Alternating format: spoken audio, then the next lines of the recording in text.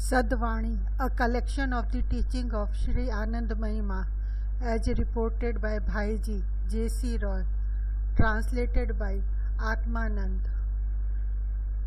Mat Sharanam. Om Sri Anandmayi Sangha. Sri Anandmayi Sangha.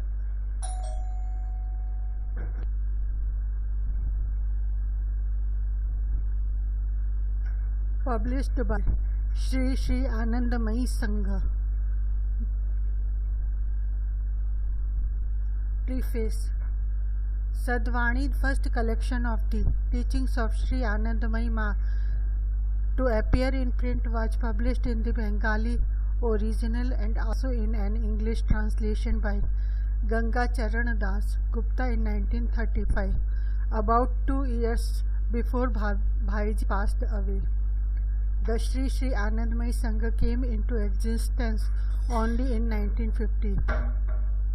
When Mataji left Bengal for Dehradun in June 1932, Bhola Nath and Bhaiji were her only companions. During the following 2 or 3 years, Bhaiji had a unique opportunity to listen to Mataji's words of wisdom.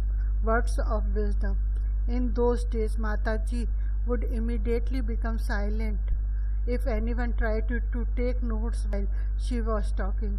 Therefore, Bhaiji would write down afterwards what he had heard Mataji say.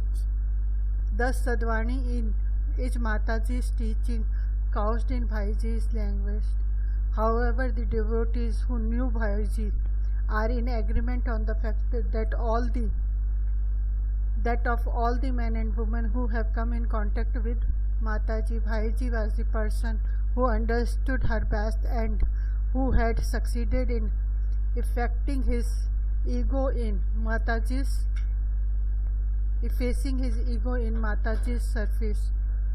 For this reason, we may be confident that what he passed on as Mataji's teaching could hardly be colored by his own beliefs or point of view. Mataji often declares that she has no particular opinion, no ready-made answers for any particular question. As you play the instrument, so you hear the sound, she says, referring to her own utterances in reply to queries. In other words, she responds perfectly to the level of person to whom she addresses herself, to his grasping power and his needs at the moment. Bhaiji was a man of profound depths and a very serious and sincere seeker after truth. It became obvious that he must have known how to play the instrument and that he was bound to receive very generous response. Mataji's teaching is completely universal, without any bias whatever. Man and woman professing any religion or none, belonging to any class, caste, race or country can derive great benefit from her advice, which is intensely practical. Every human being is potentially a seeker after truth. Mataji never tires of repeating again and again that the supreme duty, the real calling of every man and woman as a human being is to realize his self, to realize the one manifested in all. Among the countless hosts of different creatures of the universe, the human being alone is endowed with the capacity to become aware of his own divinity, to know that which lies concealed within all the infinite forms and shapes and modes of beings. SadVani has appeared in several editions in Bengali, Hindi, Gujarati and in a French translation by Jean Hartpate under the caption Aux sources de la joie. The English version has been out of print for many years. From July 1970 to January 1972, it appeared by installments in Anandvarth, our quarterly journal, in a new translation. It is now made available in the form of this small book, which will no doubt be greatly welcomed by seekers all over the world. May it shed lights on their path. Publisher. Forwarded. Forward. There is nothing in the world that can be called new, revolving ceaselessly on the wheels of time. The old appears again and again, clothed in every new form. This is even more obvious concerning the dissemination of supreme wisdom, Param Tattva, time after time, expressed in many different ways. There have been numerous attempts throughout the ages to proclaim the eternal truth of the One in the many. The ancient truth Satya has ever purified and enlightened the human mind. To this category belong the teachings set forth in the SadVani. May it bring supreme joy to all its readers. Shri Anandmayi Ma, at whose holy feet I sat listening to her words collected in this small book, has said, the search after truth becomes easy for one who can be completely one-pointed and firmly concentrated under all circumstances, no matter what path may have been chosen. It is well to remember this, that to which the mind is attached ever appears delightful to man. Bhaiji. SadVani. In the field of action, people's mind becomes crippled by the lack of freedom to proceed in their own way. The same is true in the sphere of religion. If the aspirant does not find scope for a wide extension of his search in keeping with his individual temperament, his efforts will stagnate in narrow grooves. The path that has been chosen must be pursued with great vigor in order that purity of mind and heart may be developed. When the goal is ever before one as a living reality, all that is needful will come of his own accord. SadVani. To be attracted means to become transformed. Whenever you feel drawn to anything, be it a person, an object, or an idea, you have to sacrifice something of yourself. In the exact degree that you give up, so will you receive. This is an axiom of life. To gain everything without letting go of anything is never possible, for the simple reason that two things cannot at the same time occupy one and the same place. That is to say, without sacrifice, nothing can be achieved. The more the heart becomes filled with the love of God, the fainter will grow the appetite for material enjoyment. The moment you become charmed and therefore transformed and inspired by Him, your mind will be stilled. True, it is not possible to be fascinated by Him unless His pull is felt from within, yet a determined effort to ever look forward to this experience is essential. As a businessman always keeps himself informed about the market rates, so should one constantly remain occupied with the spiritual inquiry and investigation. In the midst of limitation, if one line of approach is selected and steadily pursued, the bonds of limitation will fall away as soon as one becomes fully concentrated on the goal. Then the one will stand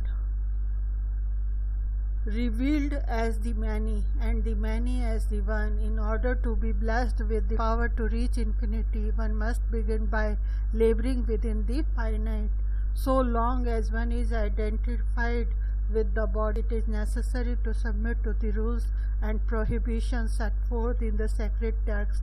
This requires patience and endurance. Nature, although itself is a constant flux, never accords help to anyone in his restlessness. 10 stages on the path. First of all, the desire to find God is conceived. Second, one begins to hanker without Him restlessly. Third, the eagerness for union with Him grows overwhelming. Fourth, one resorts to all kinds of clever deceits to reach the goal. Fifth, There is intense yearning to soar up into the heights of divine contemplation. 6th, tears of longing for the beloved are shed in great profusion. 7th, one wants to swim in the ocean of bliss. 8th, day and night God's name is repeated in order to realize Him. 9th, forgetting oneself and awakening of great love for God. 10th, the search is over, self-realization is attained. SadVani 5. Without experiencing the anguish inherent in the mechanism of life in the world, the desire to become acquainted with the great mechanic Yantri, who causes the cosmic machine to revolve, does not arise in the human heart. Disease, grief, privations, remorse, and the like are very necessary for man. Just as fire burns away all dross and rubbish, so the threefold suffering, three tapa purges man's hair from all impurity, and results in a growing single-mindedness in his search after truth. When he becomes deeply conscious of his weakness and tormented by the thoughts of his undesirable impulses and distressing characteristics, when afflictions like poverty, bereavement, or humiliation make him feel this life is futile, then only does he develop real faith and religious power and becomes anxious to surrender himself at the feet of the Supreme Being. Suffering should therefore be welcomed. Never does the soft moonlight appear more soothing than after the scorching heat of a summer day. You all say, I want to find God, I want to find God, but are you really seeking Him with your whole heart and mind, with your whole being?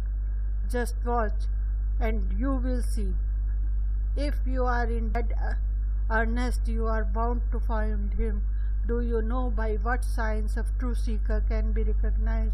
If you pine for Him as a shipwrecked traveler longs for the shore, as a bereaved mother yearns for her child, if you desire Him with such eagerness, you will find that He is with you every second, day and night.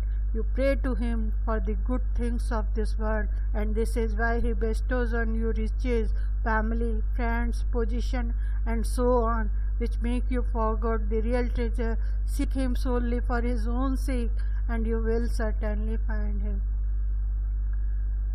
There is nothing in this universe that may be treated with disregard or contempt. He acts His divine play in infinite ways, through infinite forms and in an infinite variety of settings, without appearing as the many. How can this play be staged?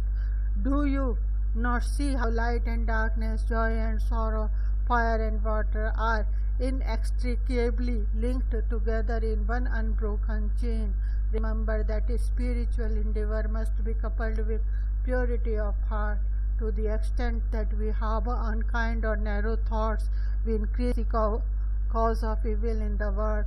What necessity is there to pay attention to what others have or have not? Far better be intent on your own improvement. If you can develop inner beauty and enshrine Him and even beautiful in the glorious temple of your heart, you will then be able to perceive beauty in everything. People who come to see me sometimes say, I hope my visit is to not putting you to any inconvenience. It is because they wish to keep apart from me that such questions come readily to their lips. Just ask yourself whether this sort of consideration enters your mind when you wish to see your father, mother, brother or sister. You feel at ease in their loving company, and even should your visit cause them some inconvenience, they will not notice it. If you understand that this body belongs to you all, such hesitation will not arise in your mind when you come to me. Wherever you go at any time, Go with your whole heart and soul, and nobody will seem a stranger to you. Whenever you feel like it, come and see me. It is a great joy to see all of you who are manifestation of the one joy supreme. Since everything in this universe is the creation of the one great Father, all are kith and kin. Such just as the sons and daughters of one large family choose a dozen different professions whereby to earn their livelihood, just as they settle and build homes of their own in a dozen different places, so all human beings, although one in essence, are grouped in various ways and under various denominations according to the demands of their multifarious lines of activity. For the cure of the ailing body, many systems of medicine exist, such as allopathy, homeopathy, Ayurveda, and others. Each person makes use of the method that is best suited to him, equally to cure many of the disease condition that causes the perpetual recurrence of birth and death. There are elaborate prescriptions to be found in the Shastras and many rules and regulations to be learnt directly from sages and saints, yet all have the same purpose. The diverse paths followed by Hindus, Mohammeds, Vaishnavites, Shaktas, etc., all ultimately led to the threshold of the eternal. At the entrance of a railway station, there is much agitation and noise, much pushing and jostling, but once the correct platform has been reached, everyone's destination has been settled. The master and the servant, though separate embodiments, are essentially one.